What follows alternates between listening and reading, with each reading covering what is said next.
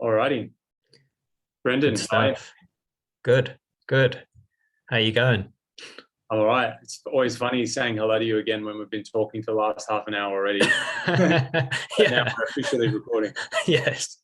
Yeah. Yeah. But But no. yeah, obviously, like we want to have a good chat today about dry fasting and meditation. Yeah. And, specifically, we want to talk about this retreat that we're putting together, the Mm. online virtual retreat. But for everyone listening, I guess I'll just give them a bit of an insight into kind of how this thing was even kind of birthed in the first place. Yeah. You and I have been doing a lot of dry fasting together.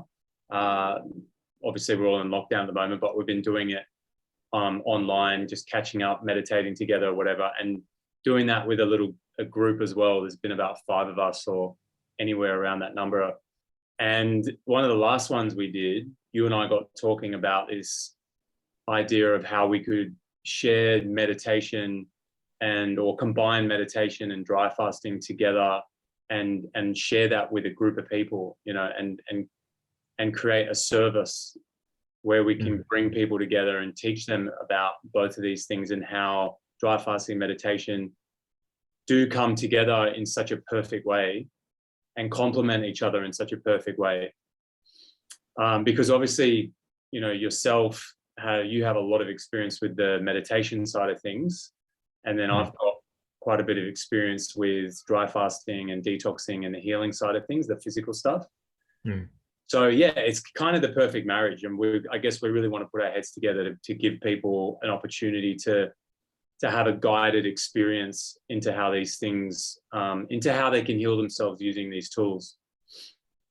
Yeah, for sure. Like these two kind of worlds they're a lot more closely connected than I think most would even know about, or even know that they're both actually playing out, Mm. regardless of which one you're focused on. If you're physically trying to detox or heal something, Mm. there's a kind of meditative process that's going on whether you're aware of it or not. And the same way as when you're going through, say, the meditation, deep into the meditation path, there's a physical healing process that actually starts happening too. So they can't really be separated. And yeah, one of the things that excites me about this is I found myself like being someone who was deeply onto the meditation path, but after having some physical illnesses and that kind of stuff, I had to address the physical side of it. So it was almost like the physical was trying to play catch up in a way. Yeah.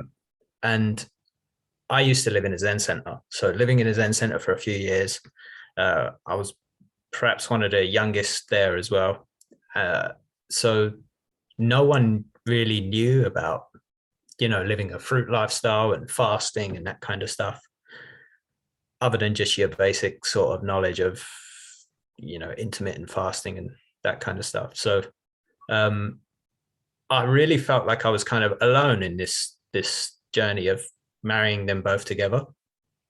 Um, but then after meeting people like yourself and a few other people that we've been fasting with as well, um, actually seeing that you guys are wanting to go deeper into meditation as well, and when we combine the two through our little fasting group, Mm.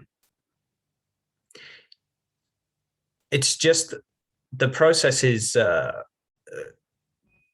it's so complementary because if you're fasting, those cravings, those deep desires, those hidden emotions or lack of energy and all that kind of stuff shows up.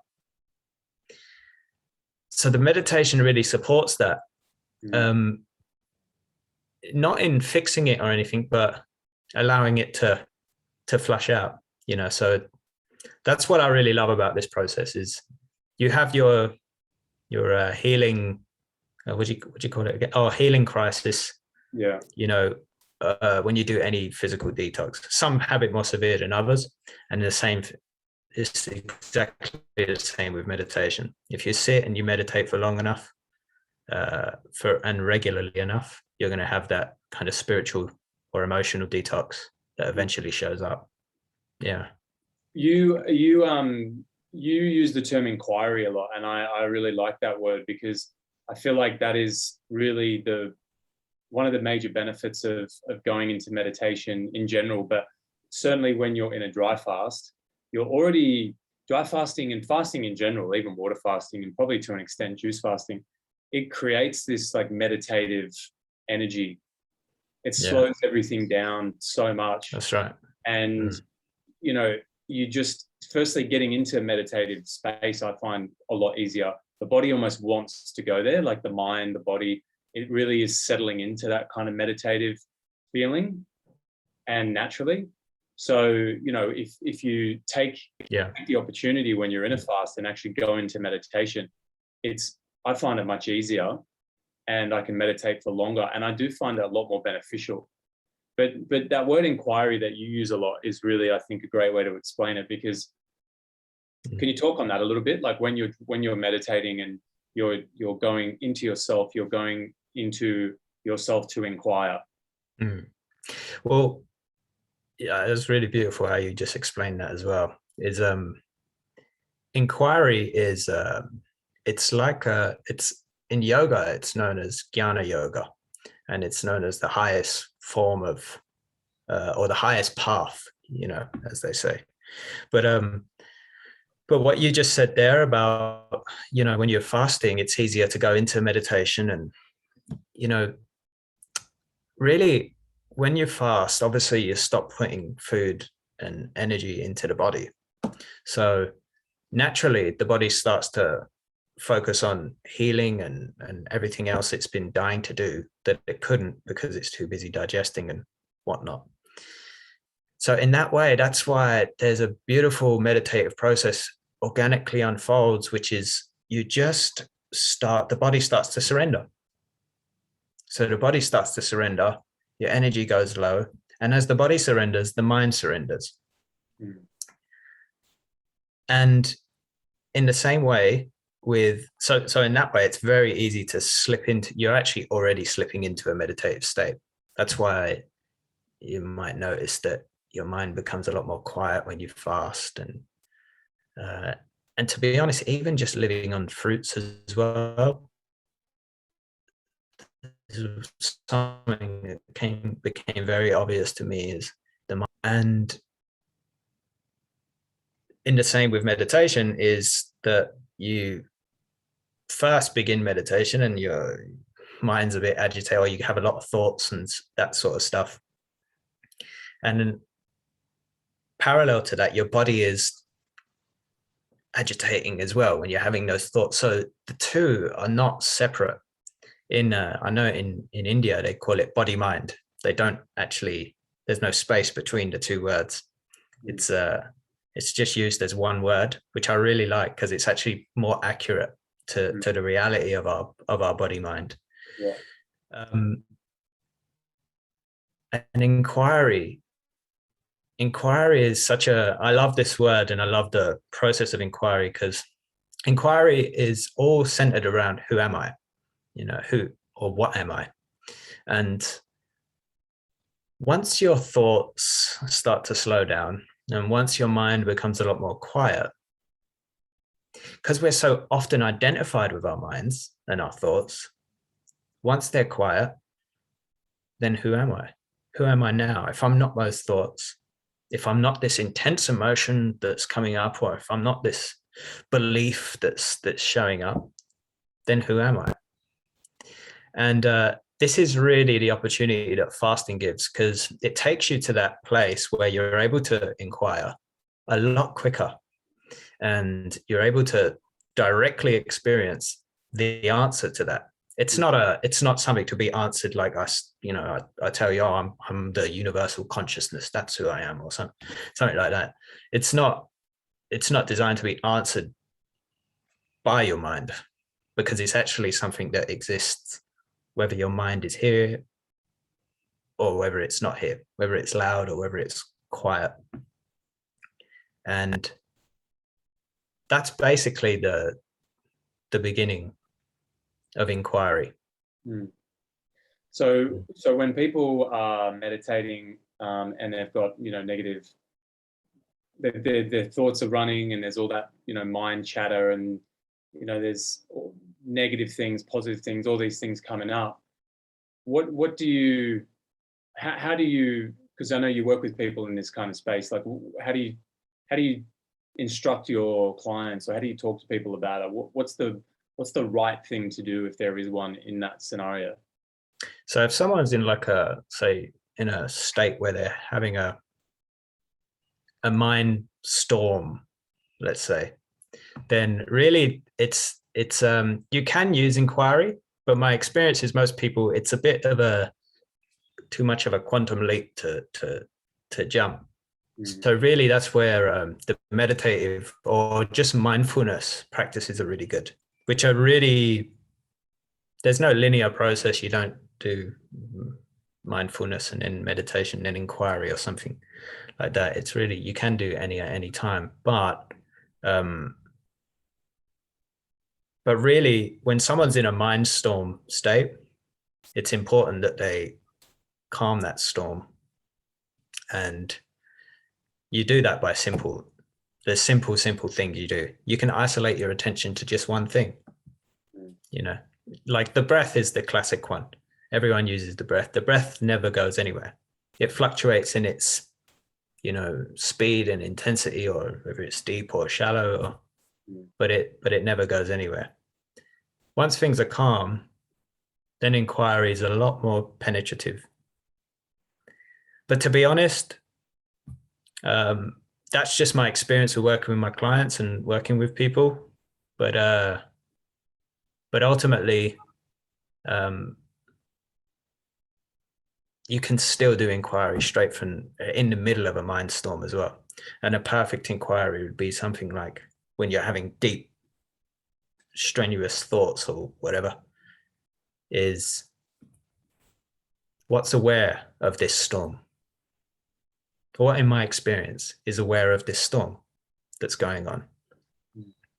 Even if it's overwhelming, what's aware that it's overwhelming? And is that thing that's aware, is that in a storm? Is that overwhelmed?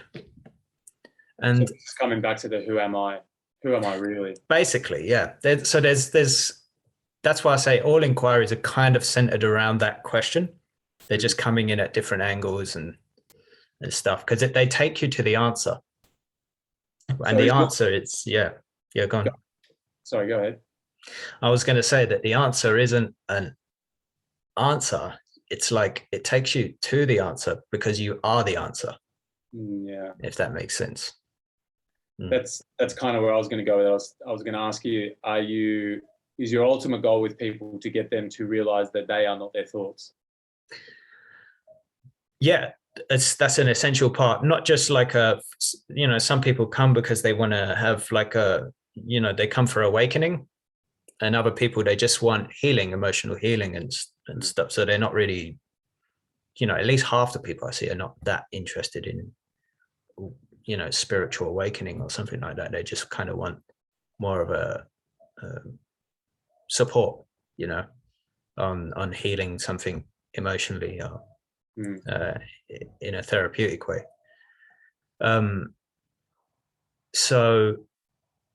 But both, it doesn't really matter which one. Both category of people are essentially always identified with the thought or the belief that's showing up. So it's really important to see the structure of how that happens, how they believe it, what actually happens when you're believing in it, and then you're able to, then you can pick it apart and you can start to see, oh, right, so you're not. I have that thought. So then there's the question, well, who's having that thought then? So it's like creates a distance immediately. The question's not really designed for you to answer it in a logical way. It's just, right, who's having this thought? Immediately when you ask that question, there's a distance there. So it's stops you from getting caught in the storm, and you stay in the eye of the storm. So that's an essential part in answer to your question. Yeah, cool. So inquiry can look like a lot of different things.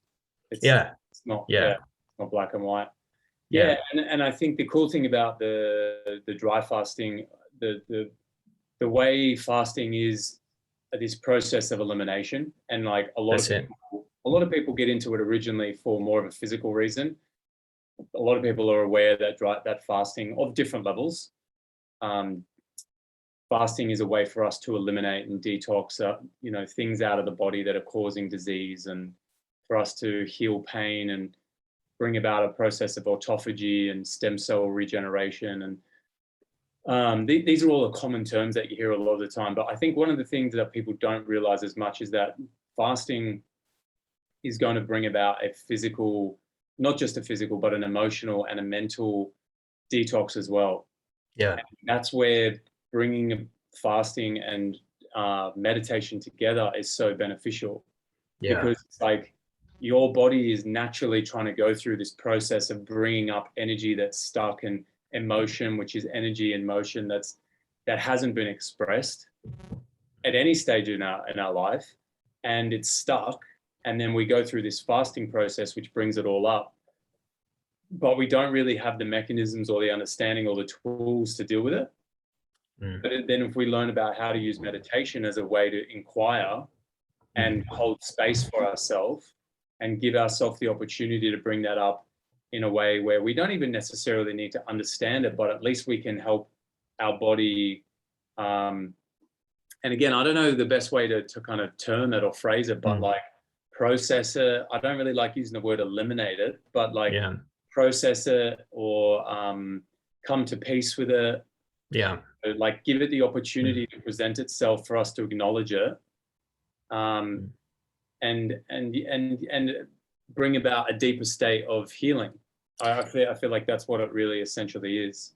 Yeah, like that's nicely put. Like what you said about fasting there, like anyone who's done any sort of significant amount of fasting will know that, not just knowledge wise, but by experience, that when you stop getting in the way of the body via eating and drinking, and you basically give it nothing to do, it heals by itself.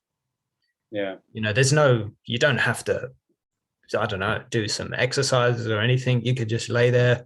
Yeah. And obviously there are some things you can do which support the process, but it's not you're doing it, it's the body does it by itself. Yeah. And emotionally, like it's actually the same. It's exactly the same. It's uncanny that it's always like, how do I control my emotions? Like in the same way, you don't have to control your body. You just stop.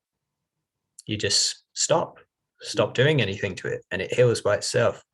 In the same way, you don't have to do anything to your emotions. You stop and they heal by themselves.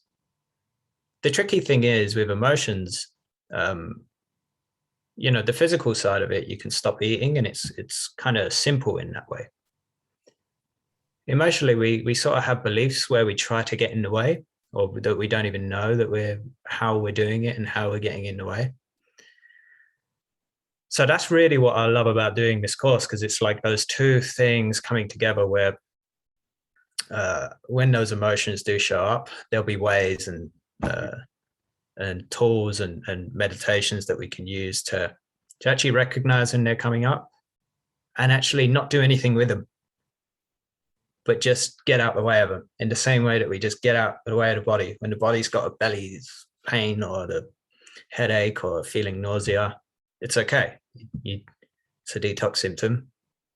You get out the way, you let it, and then it always passes, in the same way the emotion does as well.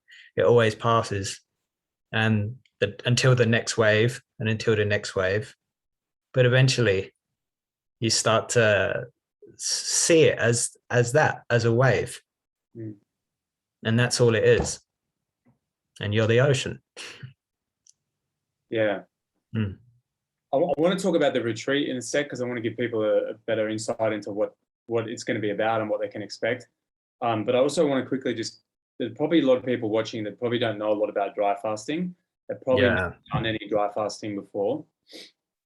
So I'll just talk about that for a sec. Firstly, the dry fast that the retreat is going to be is 3 days. And there'll be ways that we can maybe change it for people who can't go a full 3 days, and give them maybe I don't know, 1 day and then they have a little break, and then go another and have a little break. So there'll be ways to go around that for people. So even for those that have never done it, 3 days is going to be pretty daunting of a task for someone who's never dry fasted before. But the way I like to explain it is, like, we all dry fast already. Everybody dry fasts regularly, but we just do it for very short periods. We go to bed every night after dinner, or, you know, our last meal is dinner. We dry fast basically from whenever we have our last drink or meal, and then we go through to the next morning. So most people are dry fasting 12 hours. And there's no secret as to, or no myth as to why we do most of our healing during the night, because we're not taking in any food and we're not taking in any water or anything into the body. So the body's given a complete rest, and it's through that rest that we're able to actually bring about regeneration or elimination.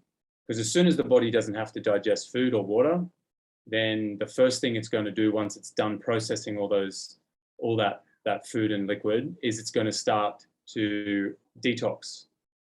So we wake up every morning and we're already detoxing. And that's why we wake up with foul mouth and aches and pains. And some people, you know, don't feel crash hot in the morning because their body's into a detox already.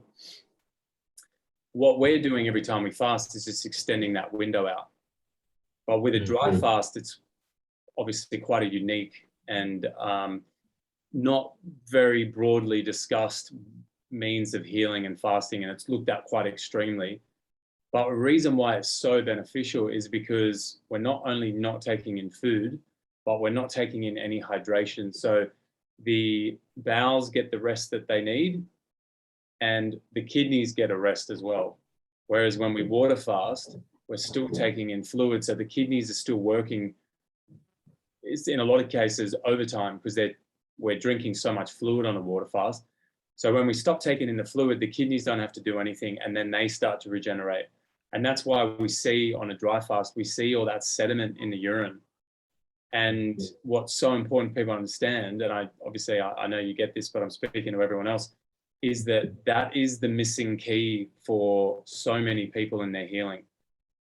People who can't get rid of tumors and fibroids, and who are dealing with arthritis and chronic pain and any itises, colitis, sinusitis, tonsillitis, you know, all of these inflammatory conditions. Really, any disease that you can name is going to come back to our lymphatic system. And when we dry fast, that is that system that's getting that big clean. So I'm not going to talk too much on it. I've talked about it in other videos and things, but this is essentially why dry fasting is so beneficial. And I've just seen it work absolute wonders with clients before, and it's done wonders for me. And I've seen people get rid of cancer and fibroids and even like things like chronic fatigue, which are adrenal conditions, adrenal weaknesses. I've seen people heal them through fasting and dry fasting. So that's why I guess you and I have decided we really want to put these two together, because dry fasting is the pinnacle. It really is when it comes to fasting and healing.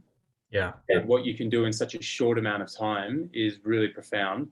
And then because it is that level of fasting where it's not just physical, a lot of emotional and energetic things are coming up. Coupling that with the meditation is so beneficial and so profound in terms of what you can do on a physical, mental, and emotional level in a short amount of time. Yeah. So what can people expect then in the 3 days, or it's more of an 8-day experience, but the 3 days is more intensive, but where we're actually meeting up with the group. That's the live portion of the retreat. What can they expect each day? We're meeting twice a day, in the morning, in the evening, on the meditation side of things and the mindfulness side of things. Yeah. So on the meditation side of things, we'll be doing some daily meditation practices. So during the actual fast, we'll be meeting twice a day, won't we? Yeah. So we'll be doing meditations on each morning and evening of those meetings. But they can really just expect some very uh, potent but very easy methods that can really give you a taste of something that's actually beyond your body and your mind, and really the meditations are there to support every part of the process. So like I said in what I was speaking about before is all of the exercises or inquiries, should we say, are just going to be centered around helping you to navigate that mental terrain if it shows up. If it shows up strong and feels overwhelming, they'll just be able to help you create a bit of a distance between you and that mind storm, which is really key, because that's really, like, from my own experience, this is usually when I throw in the towel. Is when I've got identified with my thoughts, no way that to distance myself from them, and then I just throw in the towel and break the fast. When really I could have seen that was literally just my mind that I'd become fully identified with. So throughout the whole 8-day experience, there'll be meditations leading up to it to get really clear about, I think, what you want, which is something that's quite important when you're doing this. And then everything else will just support the healing process. So there'll be almost like a preparation stage, and then throughout the actual fast itself, and also post-fast as well, which is just as important. So in other words, like using meditation as a tool to help navigate through the challenges that come up when you're fasting. That's right. Yeah. That mind, like the mind chatter of almost like, you've got like the good and the bad, what is it, like the angel and the devil, like, so. Devil? Yeah. It's just that little devil noise saying, no, like, you've gone well, you've gone good so far, like break the fast, like, you're hungry for a reason, you should. And it's like whenever that noise comes up, that voice comes up, it's like it completely pushes out the why, the reason you're doing it in the first place, that kind of, that like feeling that you carry with you when you're fasting of accomplishment and that real motivating energy that you carry. It's like as soon as that noise comes up, it can be fully derail us. And even though we've only signed up to do 3 days, which is it's challenging, but it's very much within our capabilities. And we know the benefit of it. It's like that voice can really get the better of us, and it's the reason so many people can't finish what they started. That's it.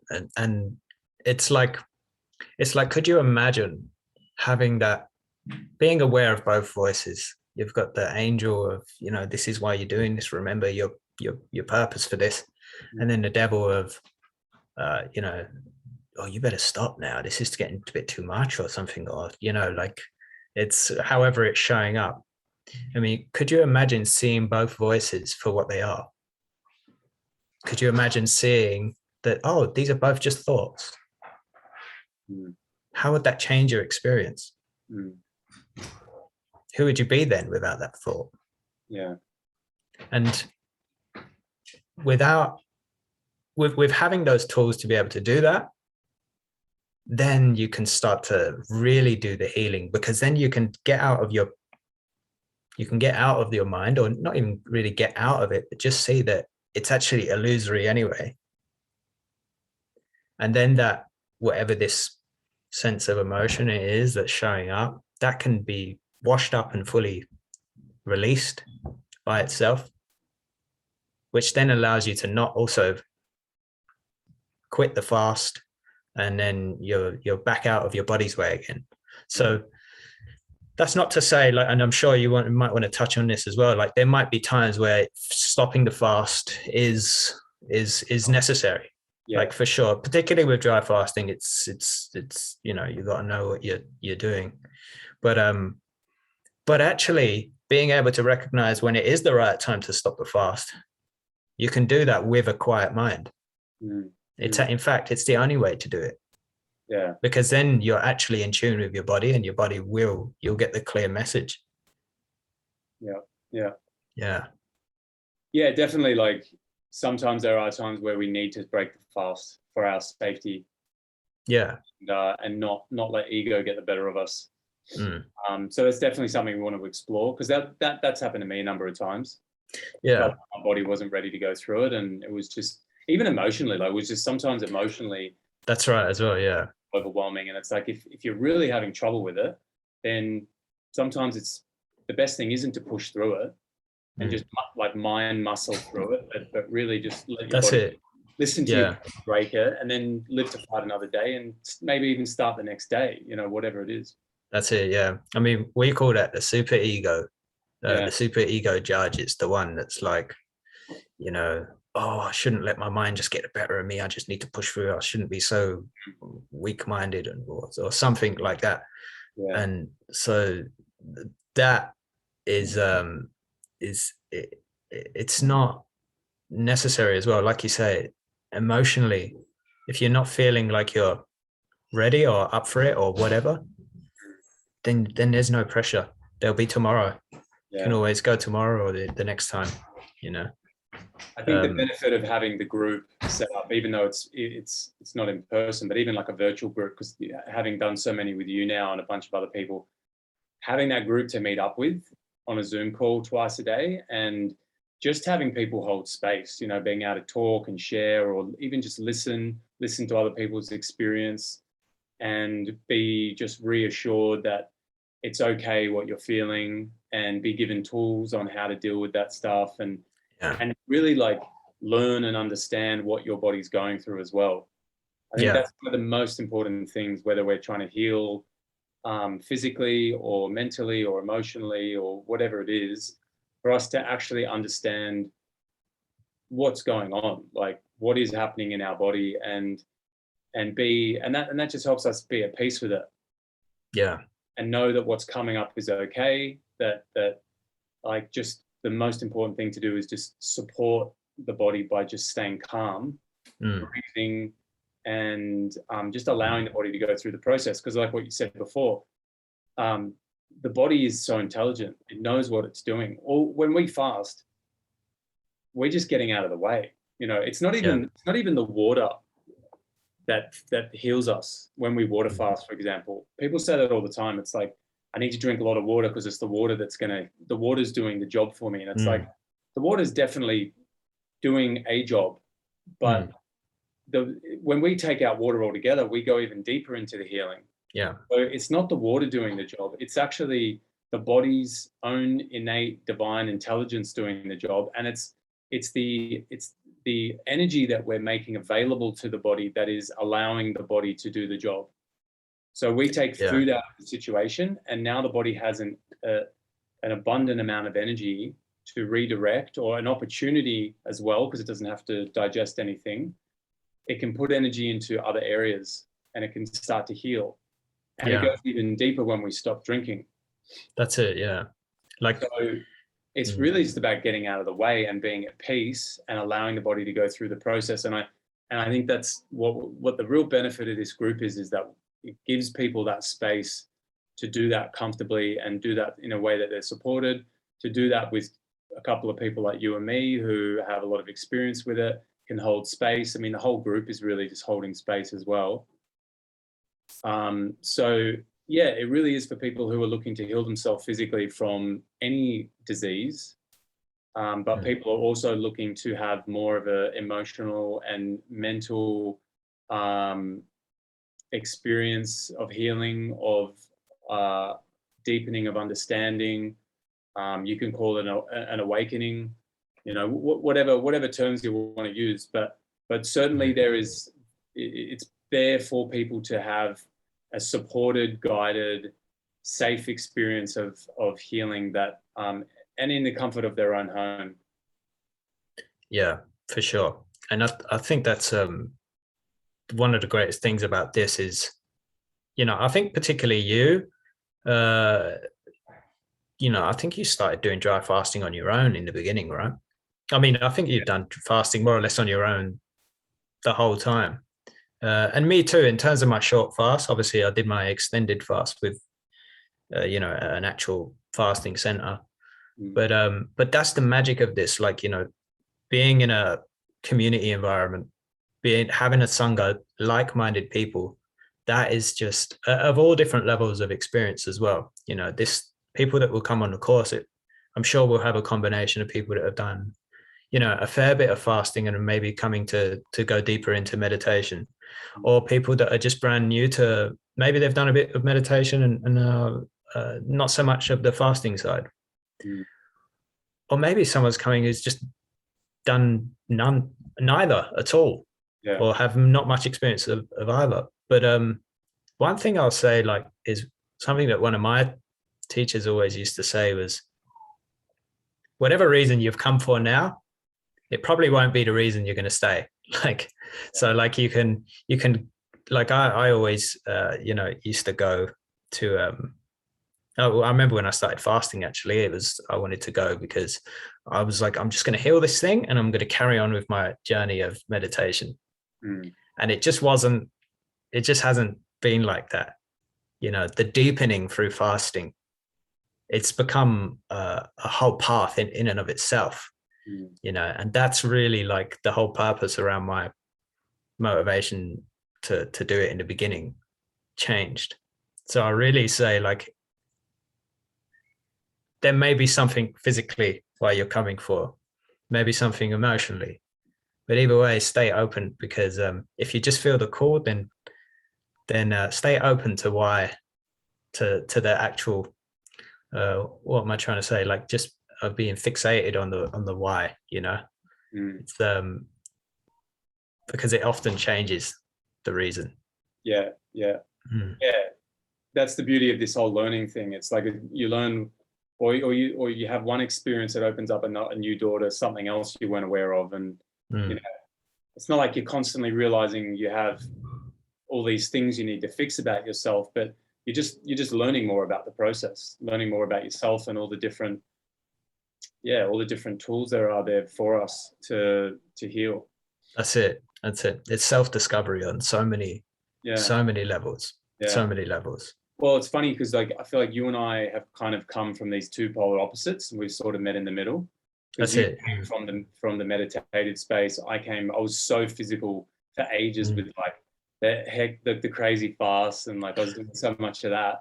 And then you really opened up my mind to the inquiry side of it, Yeah. And I'm still learning heaps about it, because it's still not something I put a lot of energy into, admittedly. But I see the benefit in it. And every time I fast, I do tons of meditating when I fast now, and I meditate more often now, just in general. So yeah, I just feel like you and I have come together. We have this such complementary way of looking at things, and so much experience in our relative kind of fields, that we can offer this experience to people together. And I think it'd be really beneficial. Yeah, that's it. And I know vice versa as well, I'd say, because I remember I contacted you, I don't know when it was, 3 years ago or something. And when I was going through a really tough time with colitis at that time. And it was, like you said, you was so physical onto the physical detox side of everything. And the other side of it was neglected a bit. For me, it was the opposite. I was so deeply into the meditation of just sitting for hours and hours a day, living in a Zen center, that I almost, it was like I almost disregarded the physical in a sense, because I just felt like everything could be healed through the mind and stuff like that, which, don't get me wrong, I'm still big on that. However, I had some blind spots, and if it wasn't for getting a beautiful disease, then it couldn't have awakened me to that, So now it's like, I always felt like I had one foot in the meditation. Like, I had my people that I would see from my sangha, and then I would sort of talk to people like yourself, and they would be my friends that are into the detox sort of fruit lifestyle fasting. But never really the two were. They were always mutually exclusive. Yeah. So this now is just my. It's like for me, it's my two favorite things coming together. Yeah. And I've actually seen the calling that everyone, or not everyone, but so many people are wanting these two worlds together. Yeah. And it's very, it seems like a very natural coming together of the two. Totally. Yeah. Mm. Most people are focused solely on one to begin with, and then they see some benefit in the other, and so they start to experience a little bit of it, and then when you realize that when you put the two together, how beneficial they are, because otherwise it's like a little bit of a tug of war. Like That's it. Yeah. if you're only doing the physical work and you're completely neglecting the mental and emotional work, then you're only going to get so far. And in the same way that if you're only focusing on the mental and emotional, you're only going to get so far with the physical healing side of things. That's it. When Yeah. you put the two together, they really are just the ideal path. Like it's the perfect marriage, and it really does. It takes you down the road to wellness, to Yeah. health and vitality and healing so much faster. Oh, yeah. And it's like all things. It's just about learning how to do it, learning the tools, having the experience, having the support, having the guides, the mentors. That's it. Yeah. So really, that's what this is all about. And if we can just summarize it for people, the retreat is an 8-day retreat. Mm. We have one live opening meeting. It's a Zoom call, or they're all Zoom calls, but one live opening. We've called it like the orientation sort of welcoming call, which goes for about an hour. That happens on a Sunday. And then for Monday, Tuesday, Wednesday, Thursday, there's no live meetings, but we're going to be sending video content and instructions on, what to eat, meditation tools, basically like outlining the whole thing for people, because those 4 days are going to be the preparation for the dry fast itself. So what they eat, what the person's eating is going to be really important. And then, we're going to be meeting 3 times or twice a day for the 3 days of the actual dry fast. Yeah. So morning, 9 a.m. This is all Australian Sydney times, but morning, and then evening, 5 p.m.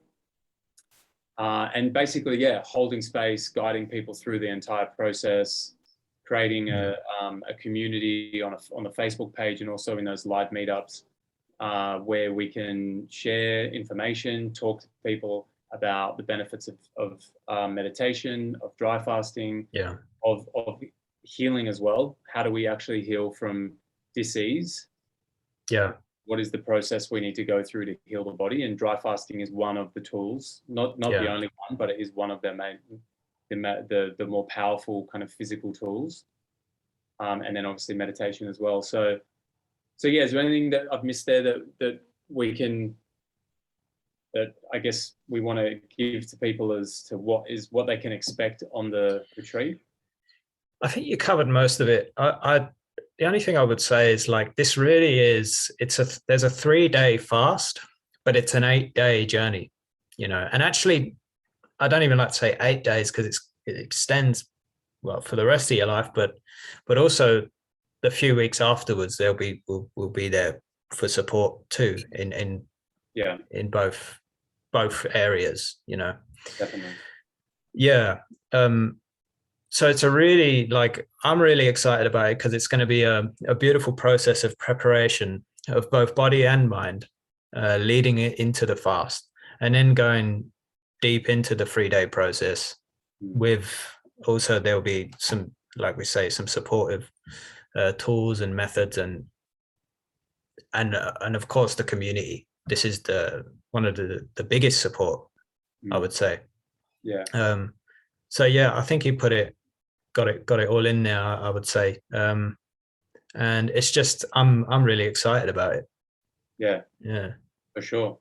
I think it's going to be really, for the people who show up, it's going to be a really powerful learning experience, because that's ultimately what it is. I think is people are going to have the opportunity to be guided through this, something that they may have never done before, learn the tools, get really comfortable with it, and then have that tool. I always use it as like the analogy, the toolkit. You know, we've got our toolkit of what we can reach into and things that we can use to heal ourselves. This is one of, in my experience, one of the best. Yeah. Dry fasting, in your experience, meditation. Yeah. Having these two and being able to put them together, I think is going to be such a valuable tool for people to use ongoing in their healing. These are tools for life. Yeah, for life, exactly. They're tools for life. Like once, and the tools that, you know, and the methods I'll be sharing, they're things I use every day now in my own life. So this is not designed just for this course. This is what I'm doing every day. And I've been teaching my clients and anyone I work with. So they're life-changing. It's like anything, when you learn them and you use them and apply them, they literally do change your life on so many levels. So the two of them, you're talking about emotional and physical freedom, or the foundations for that, at least, you know. We all know the power of dry fasting, and if you're able to marry that with inner freedom as well, then what a life. Yeah. And it's, I'm not going to go on about it too much. I think we're wrapping it up here, but so many people look at dry fasting as really extreme and dangerous, and there's information on the internet, you know, if you Google it, there's a lot of opinions, even a scientific literature talking about how we die after 3 days of no fluid. And, you know, obviously we know that's not true. We've both done that before. We know people have gone longer. I've gone longer than 3 days. So not only is that not true, but it is totally misleading people away from an opportunity to use this tool that is so beneficial. Yeah. So what we want to put this together to help dispel some of that for people, give them the opportunity to go and have this experience and learn about this tool that is so beneficial. Yeah, for sure. Yeah, for sure. That's one of the biggest things as well, actually, is a lot of our emotional resistance comes from these beliefs we've been taught, or you know, that are in society. Google, like you just said, you know, you Google how long can you survive without food and water, and it says about 3 days, 4 days at a push, or something like that. And we've both done that on multiple occasions. So once you start to push through them, both literally and inwardly, those, as they start shattering, it opens up new worlds and new possibilities for deeper levels of healing and freedom. Awesome. Okay, so for anybody who wants to learn more about it, there'll be links below this video, and they can go to your website, my website. Anyone who wants to learn more about Brendan, he's got his website there as well. And then same thing with me, but you'll be able to book on both of our websites, I guess. And also, if you wanted to organize a discovery call, we've both made ourselves available for a free 15-minute discovery call, where you can jump on the phone with us and ask us questions about the course and just learn a little more about it. Awesome. Cool. Beautiful. Good stuff. Exciting. We don't have dates yet for it. Also, we're still figuring that out, but all that information will be available on the website. Cool.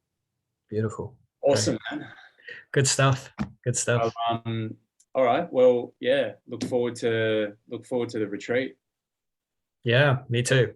I look forward to seeing everyone who signs up. And let's do it. Let's go deep. Yeah, man. Sounds good. Good stuff. All right, brother. Well, I'll talk to you soon. Man. Yeah, catch you soon. All right, man. All right. Take care. Bye. Bye-bye.